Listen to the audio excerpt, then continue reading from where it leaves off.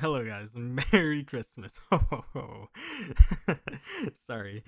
Make sure to leave a comment, like, and subscribe, and follow me and my teammates' socials in the description below. I had a lot of fun making this video, and I hope you guys will have fun watching it too. Happy holidays, and I hope you guys have a great day. Alright.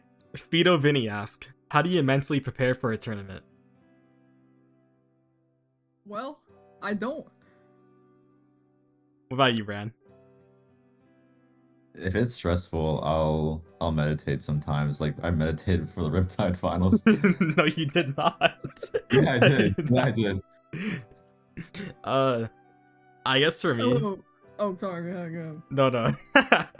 I guess for me, I just kind of like thug it out. I'm always nervous during these like events, but like that's always been a thing. So like I'm kind of used to like playing on fucking edge. Like it's pretty bad. I mean, typically I don't, cause I play just about everything with all types of competitions. So all I really do now is just get up and play. But on like rare occasions, if it's for an important match, like official, like hosted tourneys like lands or stuff, I'll just tell myself, like in my head, it's fine. I've done it a million times before, and like this time, that is no different. Oh, I guess something I do is I watch a lot of VODs of me like winning in the past, so I can manifest like another win coming. That's what I do. That's kind of fire. Yeah, it actually is. Ezio asks, when practicing for the event, is there anything in specific you guys focus on, like specific modes, playstyles, stuff that need to be improved on, such as openings? I mean, we focused on I feel like we focused on like one specific playstyle for every mode, except turf. Like, it's always the same game plan. And then for every mode, we kind of tried to improve on holding and having better positions, and then try to get Jared to stop dying 20 times a game. It's not true. I think one thing we do focus on a lot is just trying to have a good opening. Like we never try to have a bad opening in tourney, or else you just like kind of just lose because people like take advantage of that for the most part.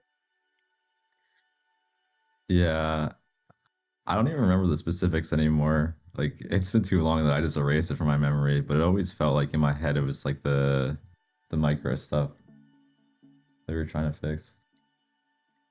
Yeah, like I guess an example would be on like TC Maka, we'd like get destroyed or we'd mess up, and like we'd have like 3 people going right, and we're like, okay, this time let's not do that. Let's have somebody go right and hold it, and we just hyper focus on that the entire game, and that's the main thing we try to fix. Like one thing we try to fix every game.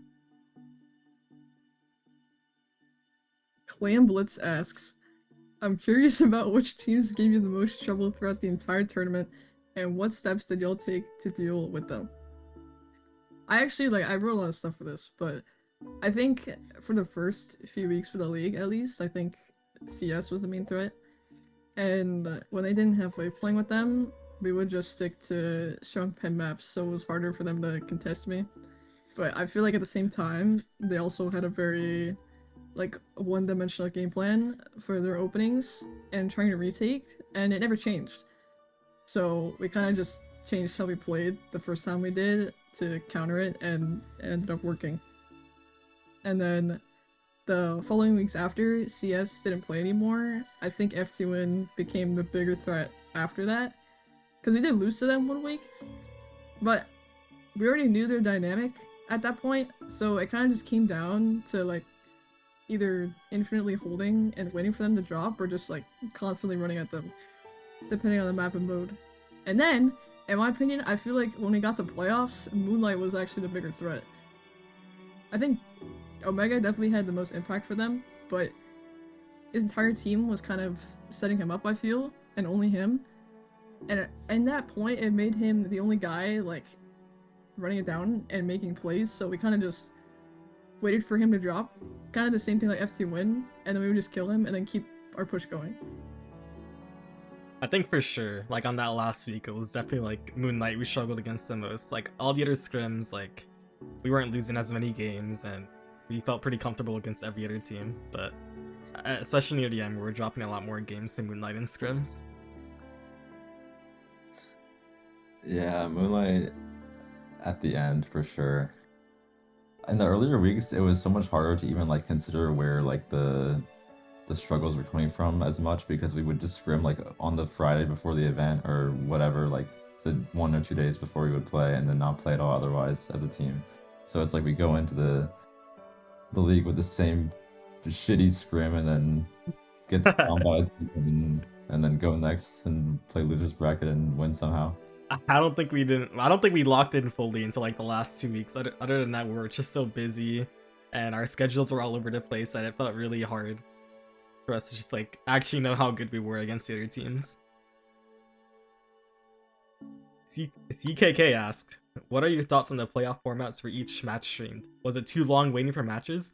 And if so, did that cause nerves or cold hands going into your next set?" It didn't cause nerves or anything like that, but it was kind of like draining. I mean, at least I know. Whoa! Not it wasn't for playoffs, but like every Saturday for the first. Wait. You were lagging, bro. You were lagging. You lagged out really bad. Yeah, you lagged so hard. Okay, so I just, I'll just, I'll redo it. I'll redo everything. Okay.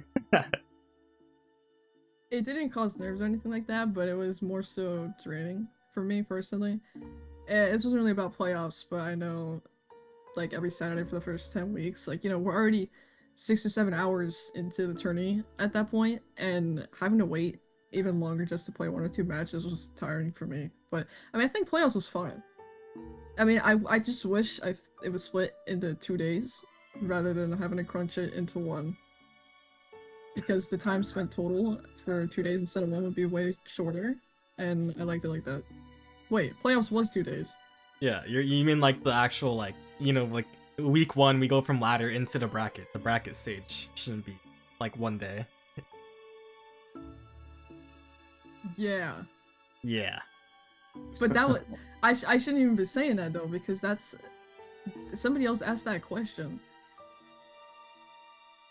Well, I think it works fine. I think it's fine.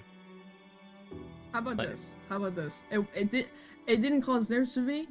It was draining, but I didn't mind the playoff format because it was split into 2 days. I didn't mind it either because we actually had games to watch against teams we were gonna play, and it was like, okay, we get to like analyze them a bit more. We get to understand what they're doing and prepare ourselves. There's not really any downtime in the playoff format.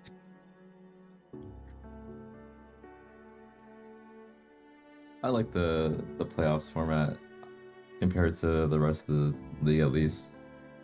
And being able to wait for the matches wasn't too bothersome to me. But I was definitely nervous watching some of the sets because that's infinitely more nerve-wracking than competing. Yeah, I can agree with you on that. Shut the fuck up, dogs. My god. Fucking, when I was watching Moonlight against F2N, I didn't know who was gonna win. And I was more nervous watching that than actually playing against any of the teams we did play against that weekend.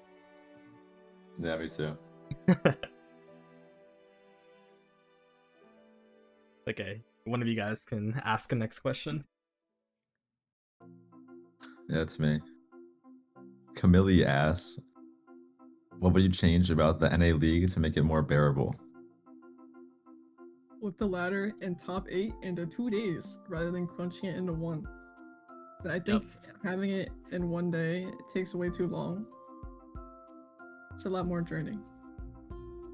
I think it's also bad for viewership too, because nobody is sitting down and watching Splatoon for 7 hours because of a tournament. Like, they need to split it up so people can actually stick around and actually want to watch these teams and not have to go to work the next day. I agree with the 2 prior answers. Boring. I think one of the weeks that we played, we ended up playing from like 3 to 12 or like 3 to 11:30 or something, and it was definitely draining. Because by the time we finished and took pictures and everything, like I think it was around midnight. It was basically midnight, yeah. Like, it just took too long. It should never be like that. It's unacceptable, I think. Brand fan 1? Yeah, Brand fan 1. what's been the most difficult part of improving with the team or individual?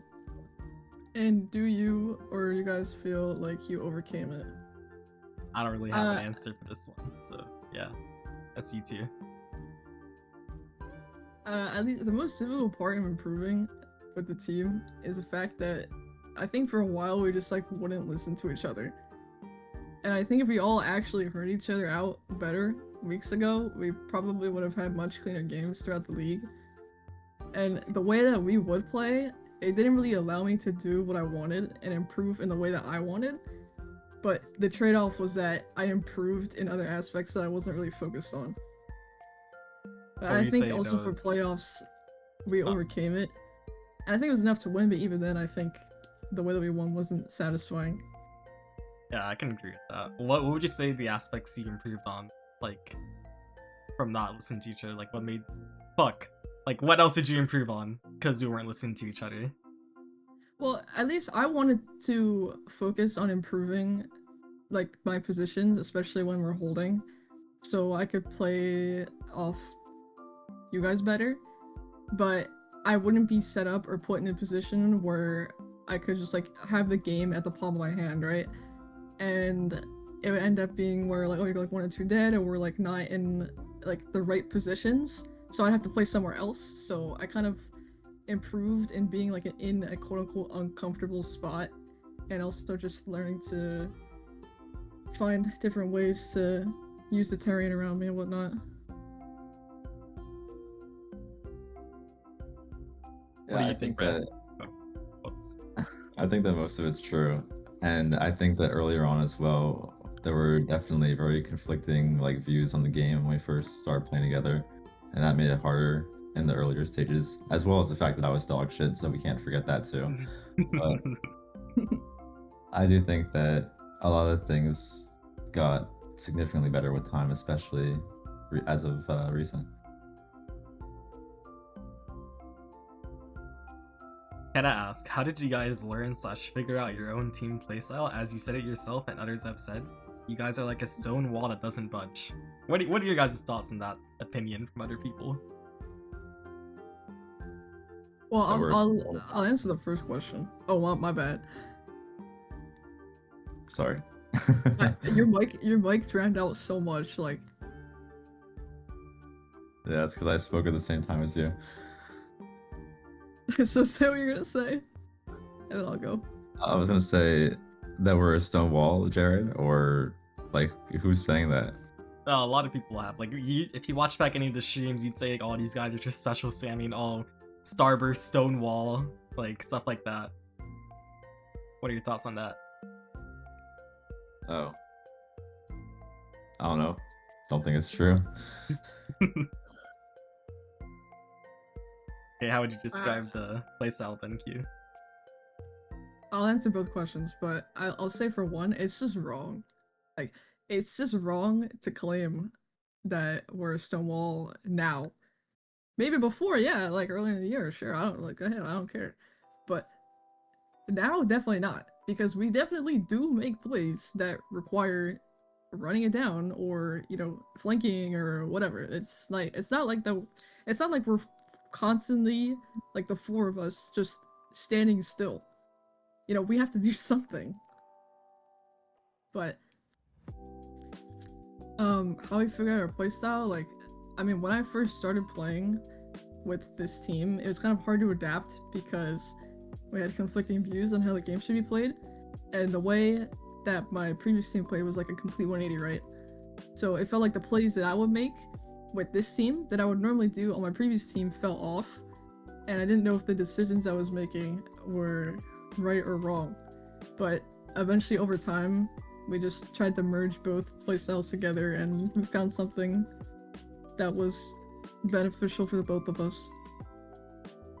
Yeah, I'd say, like, I definitely had an identity crisis. Like, the first 6 months, I did not know how was I supposed to play, because then I felt like I died too much or I wasn't doing too much. But I think eventually I found the balance of being aggro and just chilling and letting my other teammates play the game. Organic Inc. _ SPL asks, where do you guys learn your communication and shot calling from? There doesn't seem to be another team out there with the exceptional quality Milky Way does their comms. I think Brandy. Wait, did I skip a question? Yeah, you did. Oh my god. I think. Oh my bad. King Boomy asks. Wait, no, I we can don't- answer the previous question that you.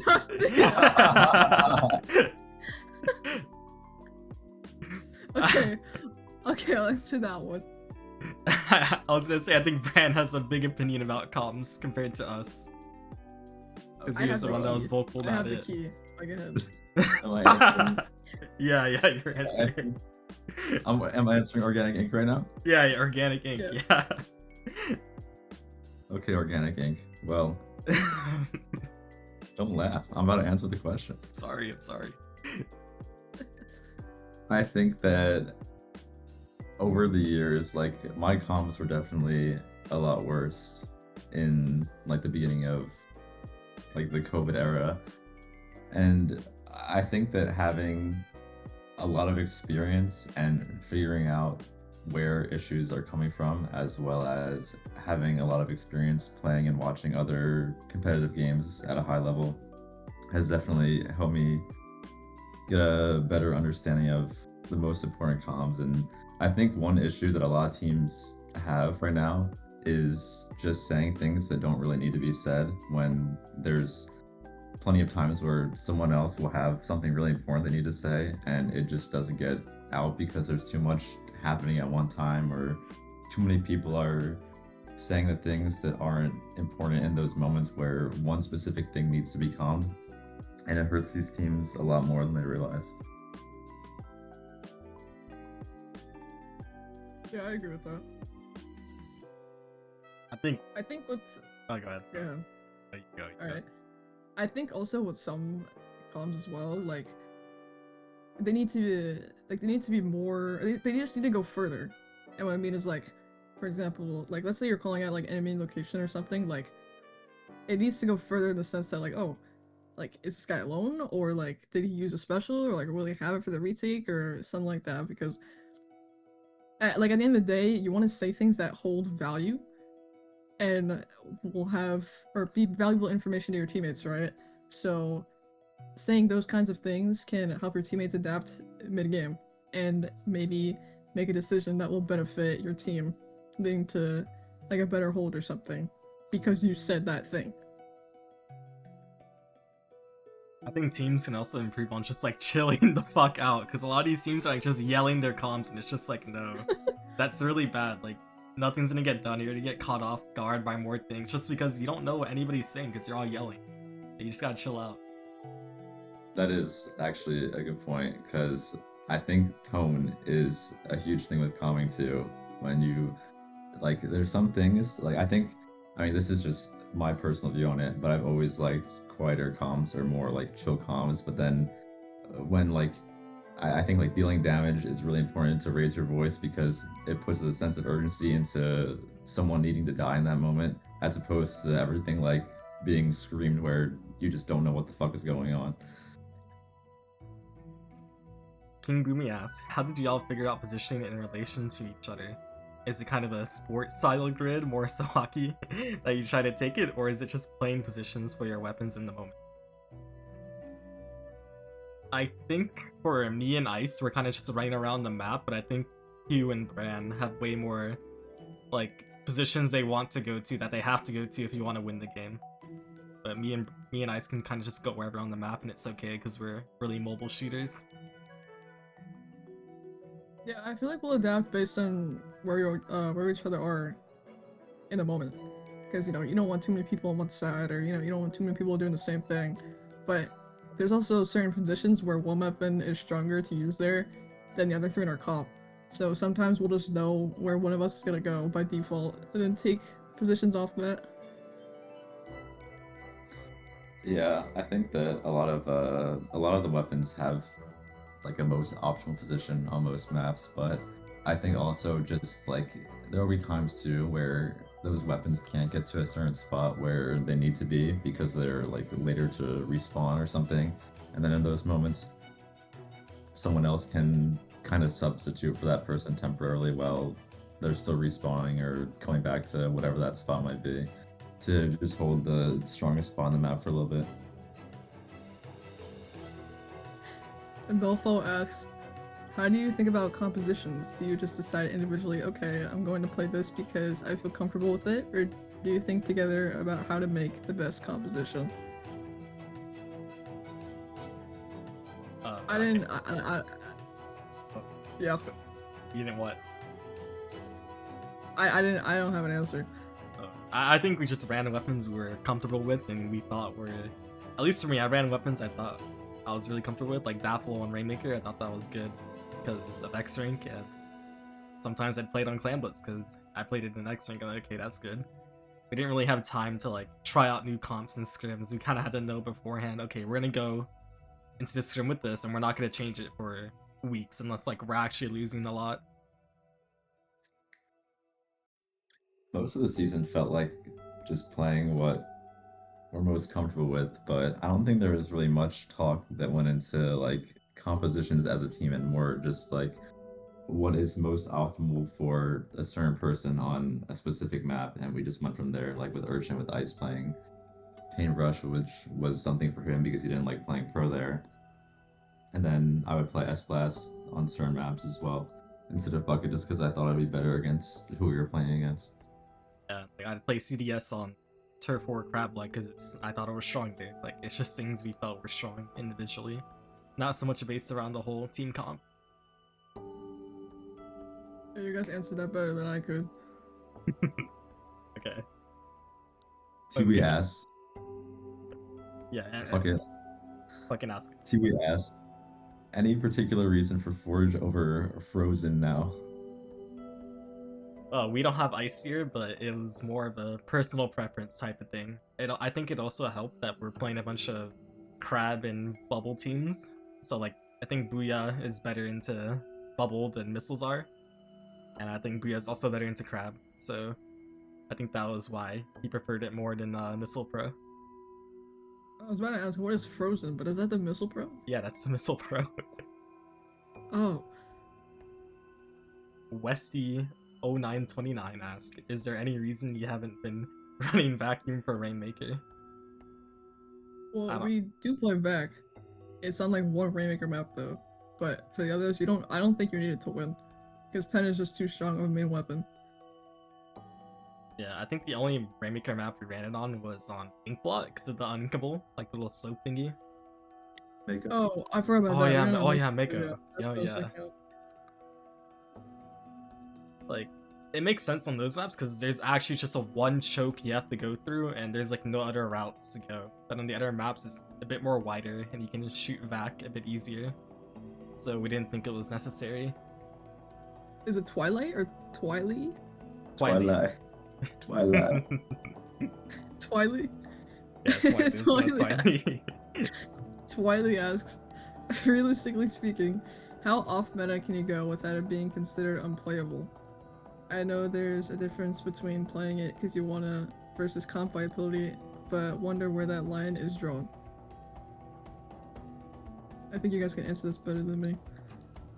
Yeah, I play X-Rank every day. I don't have an opinion on this. Like, well, I don't play any off-meta stuff. Well, okay. I think you can run a lot of off-meta stuff, but like, some weapons you'd never want to run, like Undercover or like fucking like X-Blow. Like, just some weapons can't function no matter what the meta is. But I don't know what those are. I'd have to like play a bunch of shitty weapons and torture myself to actually give an accurate answer. I think a lot of weapons can be pushed pretty far. I mean, the guy that just won Area Cup was playing the Chump Bow, which you won't see anyone else playing that probably. But I think that in all modes, it's a lot less diverse than what you can make work in zones if you were to be a one trick. But I do think that there's also some weapons that are complete throws. Like, I don't think you'll ever see someone win a tournament playing like Clash Blaster ever. Yeah. Some weapons just can't win ever. Yeah. It's tragic. Okay. Body of Water 99 asks, what buffs do you want for the next patch? And if every weapon was equally balanced, what kind of comp would you all want to run? I don't know about buffs. I'd only want like Dually Switcher and Squeezer to get buffed. Maybe L3, and that's all I care about. I don't think any other weapons need like too crazy of buffs. I don't know. I don't really have like anything I really want to get buffed because everything that I do play is kind of like fine as it is.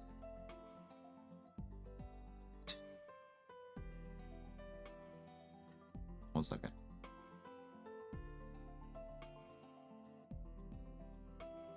Oh, if everything was equally balanced, I would want to run like ZF Zap +2. Yeah, I'd actually like that. I'd like ZF Zap, CDS, and like a Rapid or a Bucket. Like if everything was equally balanced, that'd be a cool world to live in.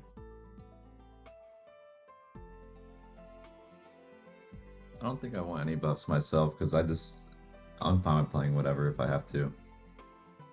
Okay, but we're talking about like self-enjoyment, like not you like clocking in for the shift and like getting your payroll.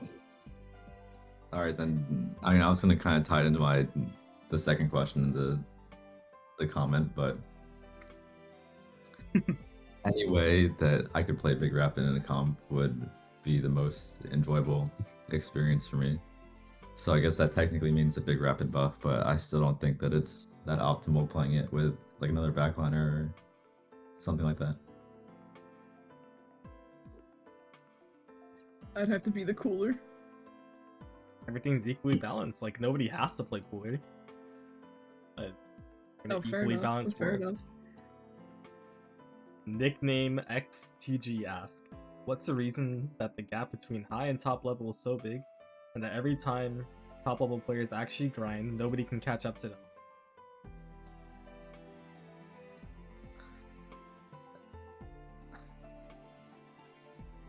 Should I answer? Yeah, you've been around for like 10 years. Probably know better than anybody here. I think that there's a lot of different reasons, and it can vary from team to team as well. But there's so many elements that go into why there's a gap between like the average +1 team and then the teams that can win. And I think a good majority of the people that are those like +1 level teams that haven't really made it through or like broken through is they're usually newer to the scene and to the level they're at, especially, which I'm sure there's plenty of factors like they don't know the players they're playing against that well because they haven't gotten the chance to play them that much.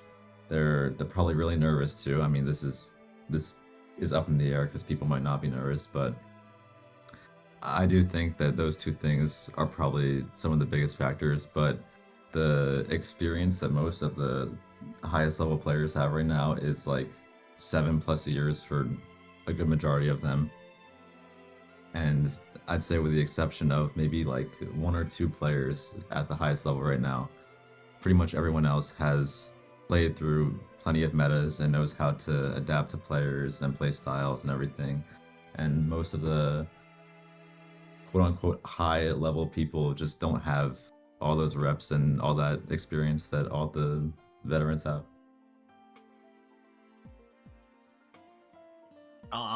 That's a better answer to that. I was just gonna say like it's probably like a knowledge gap. They've been playing for too long. They need like they need a veteran to help them like teach them everything that they need to know, and then they can be on their own and probably get placed better than said veteran that taught them how to play the game in their like comp setting. Most of these like new players are just on their own and not many know what to watch or who to watch and what even benefits their own playstyle. It's pretty hard to find that out on your own. Yeah, the knowledge accumulated is hard to pass down. Well said, Kia. Because even if like, I mean, even if you get that information, you also, like, yeah, you'll have it, but you have to apply it. That's like another big thing. I think it's harder to apply because then you need like 4 other like-minded people that are trying to think like you, and it's just so hard. It's so hard to get that. Sully asks, what is one thing you'd like to see change with the scene right now? I don't know, like, I just wish there was more consistent and serious practice, especially throughout top level. I mean, I don't know the reason, but I know like a lot of people are on break right now, so it's definitely harder to find practice, but it's been hard to find practice even during the league and whatnot because people just refused to give it because they wanted to gatekeeper, troll, or like literally do anything else than provide what was needed to have good competition. And I feel like if more people just helped out with that and actually took a step forward and helped each other rather than complaining a lot about there being no competition, then maybe we would see more competition and more players come to light and things wouldn't be as grim as they are for a lot of the players. Yeah, that's what I wish for too. Just better, just better practice. People taking the game more seriously. We all, as we get older, a lot of us don't have as much time as we did back then to practice the game, and it feels like a lot of players aren't valuing that time anymore. So practice feels really bad, especially nowadays.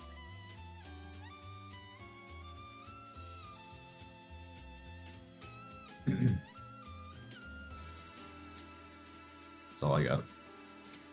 You don't got anything? No. Yeah, you do. You do? You got something.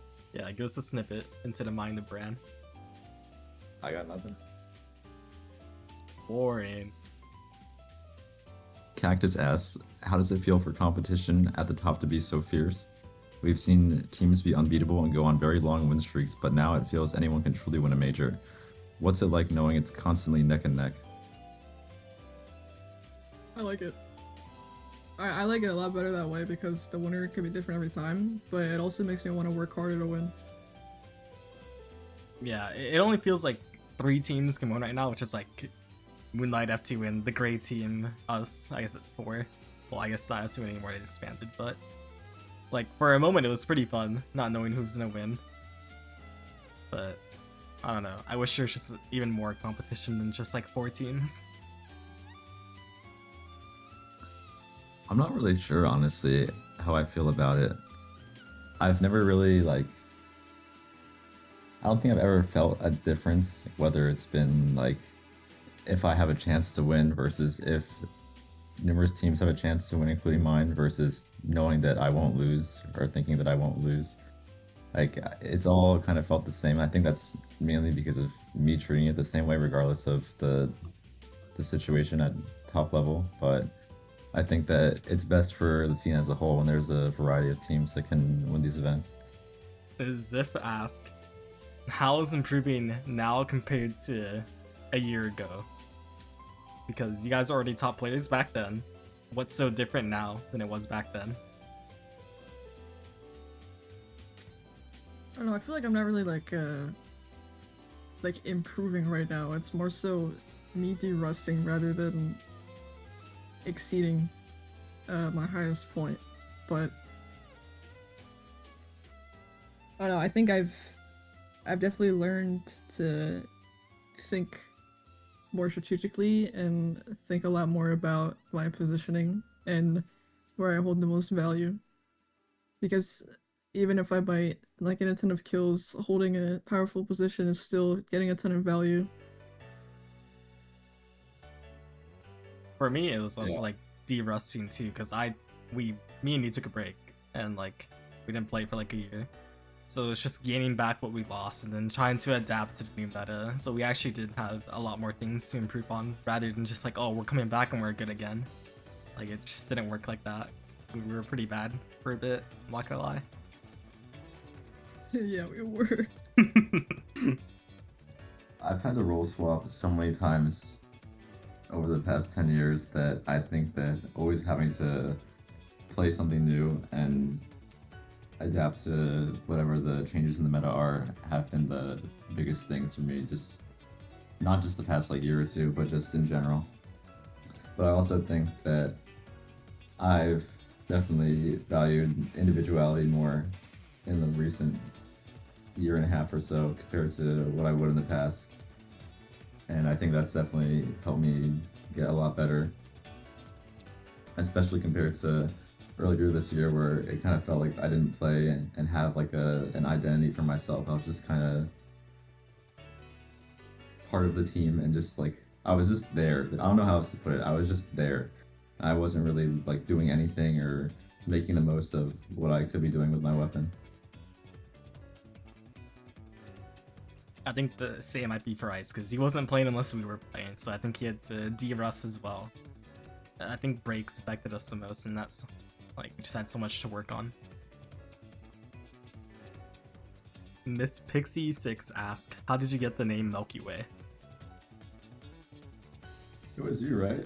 Yeah, it was me, but we had like this whole discussion if like we were gonna be Starburst or Milky Way, and Ice is like, no, we gotta let the name die, but you really wanted to keep it. And then eventually...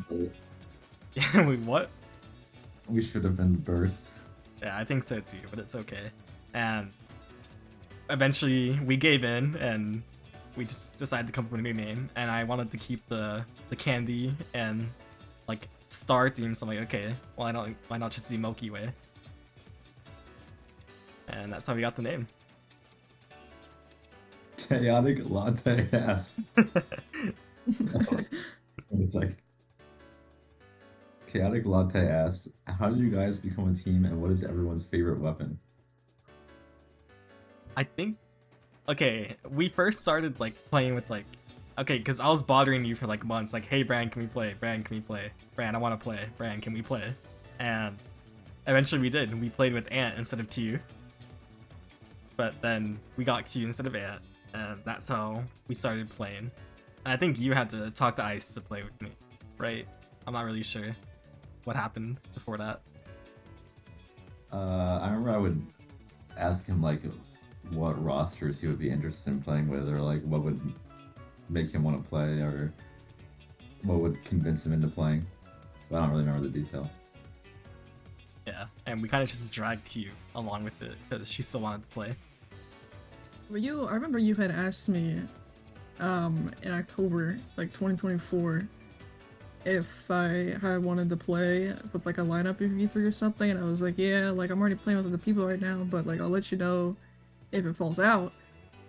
And then I was gonna quit in like February, like mid-February or something, and at that point you guys were still 3. And I think Bran had asked me to play, and I was really against it at first because I did not want to play the game anymore at that point. But Ice had DM'd me after I rejected the offer, and I ended up changing my mind to give it one last chance. And now I'm still playing. Pretty wholesome. My favorite weapon is Big Rapid. Mine's CDS and Ice's custom jet sculpture. I mean, mine should be a given. Like, it will always be ZF, no matter what I play. I just have like a comfort on it when I play it compared to anything else. Alpine asks, how long have you been playing together, and in your own individual journey, when did you reach your peak, so to speak?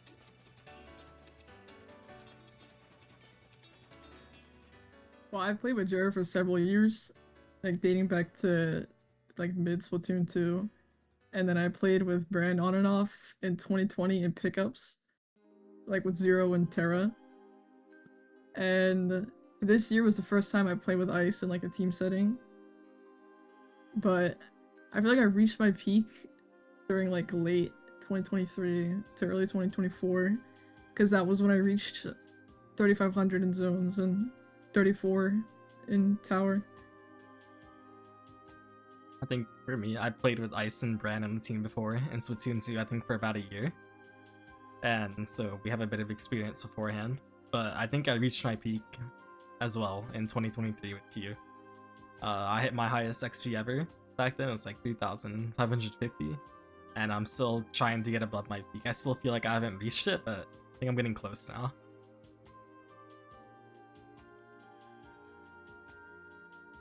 For me, I feel like it just depends on what someone would define peak as, like whether it's through like achievement or individual ability. Because I would definitely say that like my achievement peak would be like 2022, like the end of 2021 to early 2023 probably.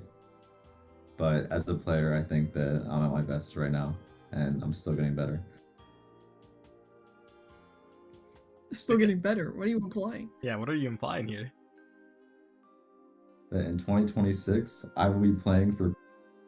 I've announced it. I hope everyone's excited. Evo FN Y4D asks, "What's your favorite game other than Splatoon?" I don't know.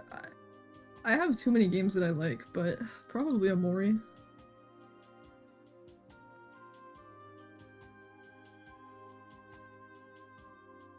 League of Legends. No. Stop. I'm kidding. I'm kidding. Mario Kart Wii. Mine would probably be like, it'd probably be Smash 4, I'm not gonna lie. I have so many memories of Smash 4. Being asked, have any other games competitively stuck with any of you like Splatoon has, whether it be within the FPS/shooter genre or something completely different like fighting games? Well, for me, I play Mario Kart Wii competitively still, and I played for a very long time. And that game has definitely been on and off, but I've always kind of come back to it in a competitive setting.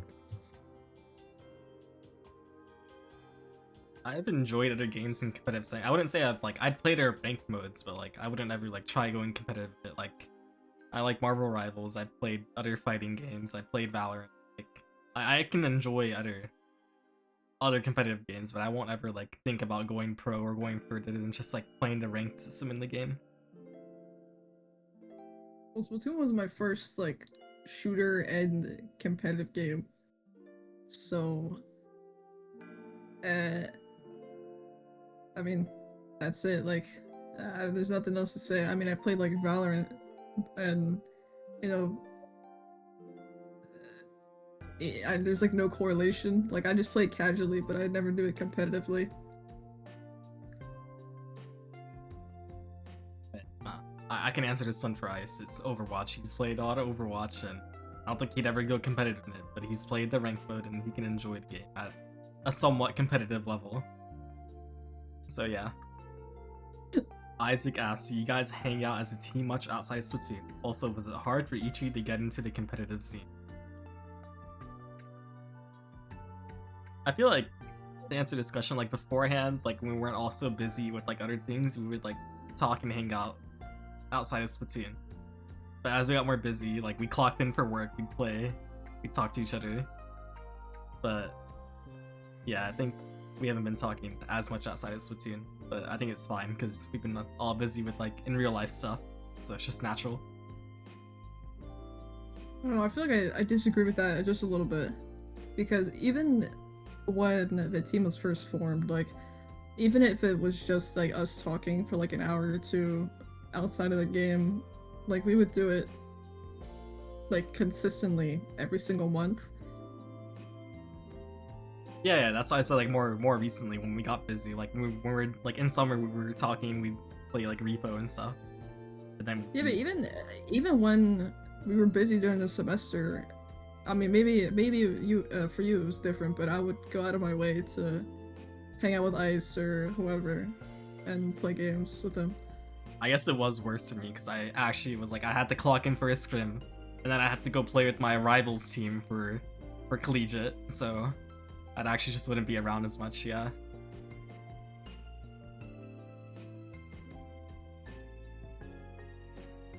What do you think, Fran? Oh yeah, I agree with everything that everyone said, but I definitely think that when we first started playing, it was more common. Yeah. But for the second question, where is it? Was it hard for each of us to get into the competitive scene? Not for me, but I started like they had like teams were made before Splatoon 1 had came out. Like a lot of people would organize like these I don't know what they were called, but like on squid boards when that was a thing, people would make teams there or like try to get like pre-made groups before the game had come out. And a lot of teams had existed before you could even play in private battles in like May to July 2015. So back then it was super easy to kind of find a place for yourself, and that was where it started for me. For me in Splatoon 2, it was pretty easy for me to get in. Like, I used like the ink, like back when Ink Academy was very popular. I used Ludi, like I used everything back then, and I made a lot of friends. I think it shouldn't be hard as long as you're trying to make friends and enjoy yourself first, and not only focus on the competitive part. Dude, I got into the scene through Amino. Dude, that thing just got like, what is it called? Like it's end of service. Like Amino doesn't exist anymore. It literally like just happened. They took it off the App Store. Yeah, it just happened. Yeah, I feel like I climbed pretty fast though, because I started in Splatoon 2, and then like I had been playing the game like casually on my own before I started looking for a team, and I was like really good. I had like S+50 in like 3 modes or something. So when I went to like apply or whatever like for a team, I instantly got in. And then because I met a ton of people in that team, I ended up climbing and climbing and climbing up until I settled with some people and a group of friends and like Div 2. And then I think I got like recognized a little bit there because I was like mechanically good, and then I had met more top level people, or maybe it was high level, and then I ended up playing with them. I think for me, like when I actually got into top level is when like I played against like FT Win, and Shaq was like, okay, we're putting this guy in +1 for a bit. And like there was a whole argument in +1 saying we shouldn't be allowing vouches or whatever. And I was like the first test subject for that. And yeah, I don't know if you were there for that, but I don't think you were, no. You were still like on your break. But I was the first to vouch ever. And I survived. That's all that matters. I survived the vouching test. Okay. These Nuts Kongs ask, what are your thoughts on the hit 2008 bestseller Mario Kart Wii? Dude, I knew there was zero chance she was keeping it together. Well, These Nuts Kong. It's one of my favorite games of all time. I really think that the mechanical ceiling and the strategic aspect of it goes a lot deeper than most people would expect. I think that it definitely has like a Smash Melee-esque like style with just how the game plays and a lot of the situations you'll find yourself in, especially compared to like the newer gen Mario Karts.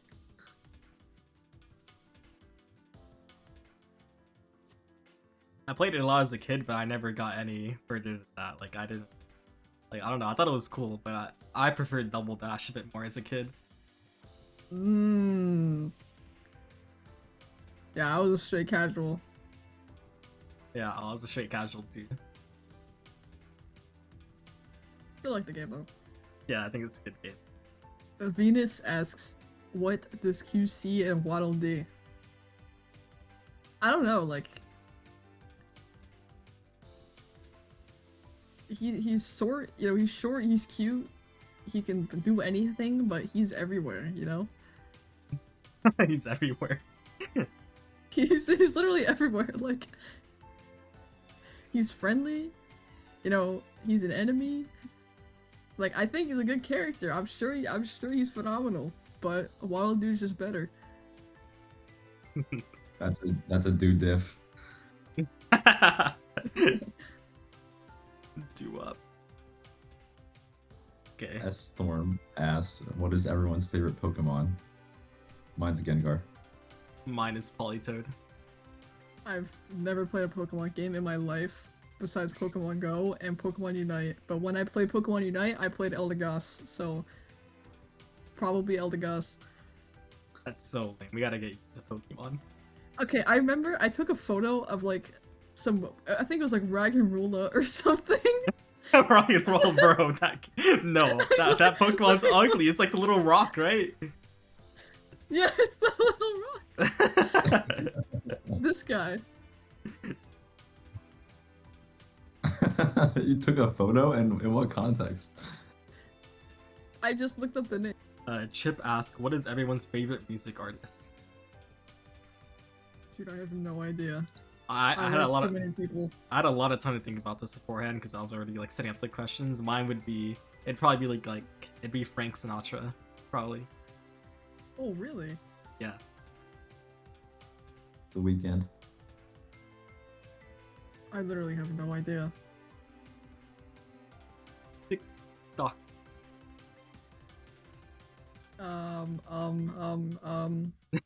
TikTok Clocky thinks it's time to go. Tyler the Creator. Yeah. You know, that used to be my brother's favorite artist, but he slowly grew out of that. Yeah, it's okay. Mochi asks, do you guys like pineapple on pizza, and what is your favorite fast food pizza? I fucking hate pineapple pizza. I I've don't never think had it's it. good. Well, I would say we should try it, but like you can try it out on your own time. I'm not trying it with you. Never had it either. But Really? to answer the fast food pizza question, it's Domino's. Yeah, Domino's 1000%. Every I fucking had day. Domino's the other day, and it was not that good. Like What? the Parmesan bread bites were good, but that's not the pizza. Okay, what would you be? What would be your first choice then? Pizza Hut. Just like so bad. It's so bad. So Never had pizza. dude, Pizza Hut is There's a so. long pause. No, it's Guys, I so. promise it's good. No, it's so greasy, man. Like I cannot stand Pizza Hut. Like I actually feel sick eating it. Doesn't Pizza Hut have like the cookie pizza that's like a cookie shape or a pizza shaped cookie that's like massive? Yeah, they do. That's Yeah. fire. They also have like cookie crust or whatever. Like if you want a regular pizza but cookie crust for some reason, they have that. I do like Pizza Hut stuffed crust more than like Domino's. Other than that, like nah, bro, nah. I like the garlic crust from Domino's a lot. The original duck asks, what's everyone's favorite ice cream? Mine's cookie dough and cookies and cream. Chocolate. Vanilla, cookies and cream, or cookie dough. Valid. Not a big I deal. like was birthday that? cake too. Wait, what? Jared, what was that like ghost sound you just made? That was me like fake storying because you said chocolate. Okay.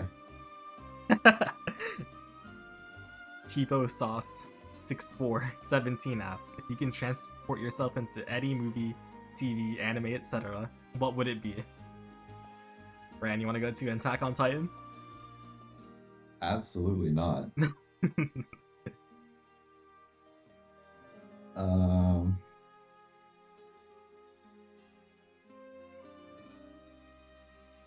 I don't know, like I guess it depends on what experience you're looking for, but like Stranger Things? Really? What? Want me in the fucking gulag, bro, I'm in there. I need to think about this. I didn't think about this at all. Fuck. I have no idea. Put me in fucking Charlie Brown. Oh, that's a good one. Put me in Kirby. That sounds like Oh, fun. Yeah, yeah. that sounds like fun. You want to live under a dictatorship with DDD? No, I'm good. Put me in Kirby and make me eat fucking Chef Kawasaki's dog shit food every day. It's got the same 3 items every day. Food poisoning for life. Put me in the bob. Everything's nice in the bob. Are you sure? Yeah, put me in the We're gonna bob. eat at the chum bucket. I can choose not to eat at the chum bucket. You think the chum bucket versus the Krusty Krab is like McDonald's versus Burger King? Yeah, and No, you remember the SpongeBob movie where like Plankton puts like the tinfoil buckets on everyone's head? Oh and my like, god. hail Plankton. Yeah, I'd have to eat a That's gonna fucking. be you. I'd have to eat a fucking chum bucket bowl. Also, to answer your question there, Brand, like it's obvious that Burger King's a chum bucket. Like they're both trash, Yeah, but definitely. yeah. Brand Fan 2 asks, which team did you scrim the most? / which team was the worst? Was the most helpful to scrim? Is Milky Way gonna be a part of the great retirement, or did winning any league change things? Who on Milky Way is the biggest fan of Milky Way's the candy bar? I think the most helpful. Oh, you go. Yeah, okay. I think the team that was most helpful to scrim was Moonlight. 1000%. Yeah, they would always be around to play us. Like there was no like weird trolling. Everything was like really respectful, and it was nice to scrim against them. Let's go Moonlight. Is Milky Way gonna be a part of the big retirement or not? I don't know. Are we? I don't know. Brand? YouTube viewers and Twitch chatters around the world, stay fucking tuned. Okay, that's an answer. And who on the Milky Ways is the biggest fan of the Milky Way bar? I fuck with it. It's my favorite chocolate bar. I've never had it. Then I guess it's you. Yeah, you guys have both ever had it? I don't think so, no. Wow. I have, but I don't remember what it tastes like. Yeah, I don't really buy chocolate bars that much. I only have like little fun-sized ones that you get from like going trick-or-treating.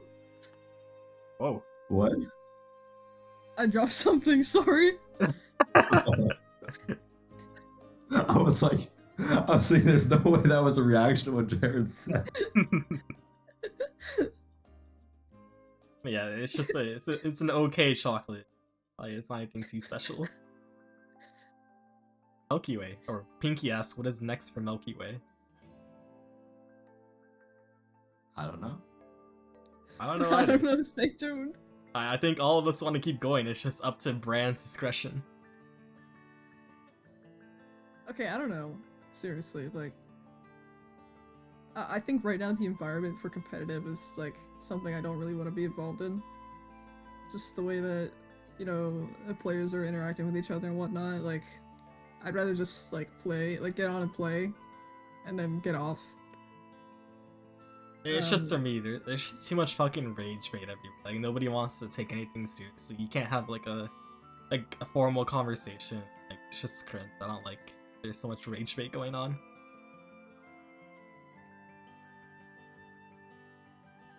Like, everybody's just trying to ego each other, and it's just, like, it's not fun. It's not fun at all. But I still do want to play, so it's mostly up to the other two. The problem is, like, that environment makes me not want to play. Because I do want to an extent, interact with people within the community, but those things, because they're more prominent now, I feel, it's harder for me to reach out and just talk.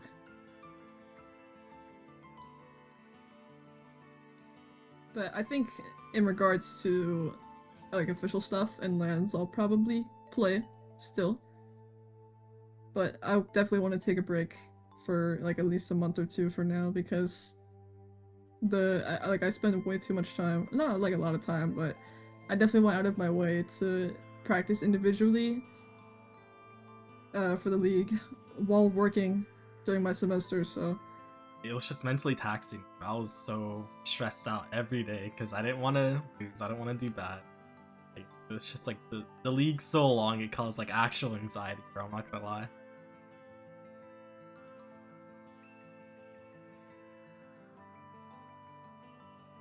Red? I like Splatoon. Is that all? Yeah. Okay. Actually, I have one more question, Ben. When is your next stream? It's been months.